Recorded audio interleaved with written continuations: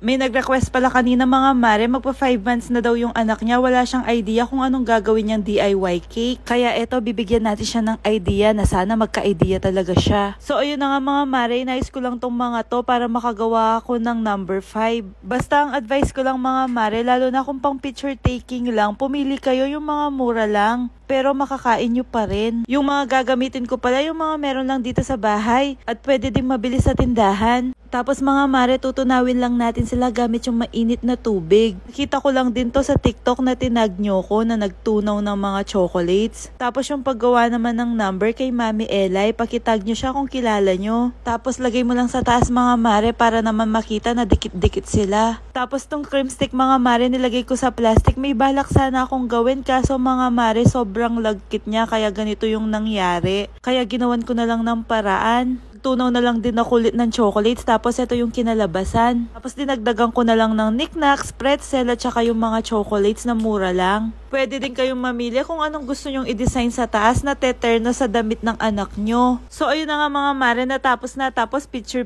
na. Syempre di mawawala yan. Pumunta pala kami dito mga mare kasi sobrang init lalo na sa subdivision. Buti pa dito presko tsaka nakaka-relax. Kasama pala namin yung mga kapatid ko tsaka pinsan namin. Nag-uumpisa na din palang mamunga yung mga mangga. Tapos ang dami ding tanim na gulay ng tatay namin dito. Ito namang si ate ko di mapakali sa mga alaga niyang bonggabilya. Mga anak niya tong mga to, tingnan nyo ang dami.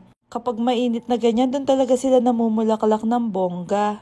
Kaya bonggabilya din siguro yung tawag sa kanila. Tama ba? Tapos sinunod naman nilang pinagtripan to, maliligo daw sila dyan. Para tuloy kami bumalik sa pagkabata. Ayan na nga yung mga mangga mga mare, may mga bunga na.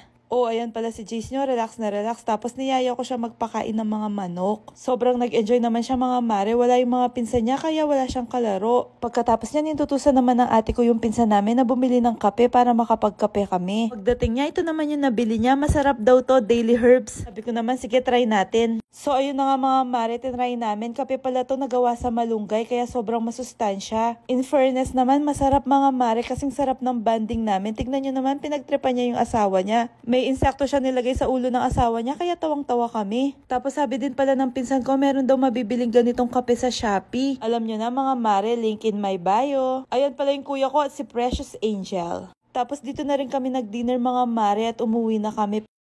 At sabay-sabay tayong ma-relax at i-enjoy ang kalikasan. Yun lang mga mare, bye!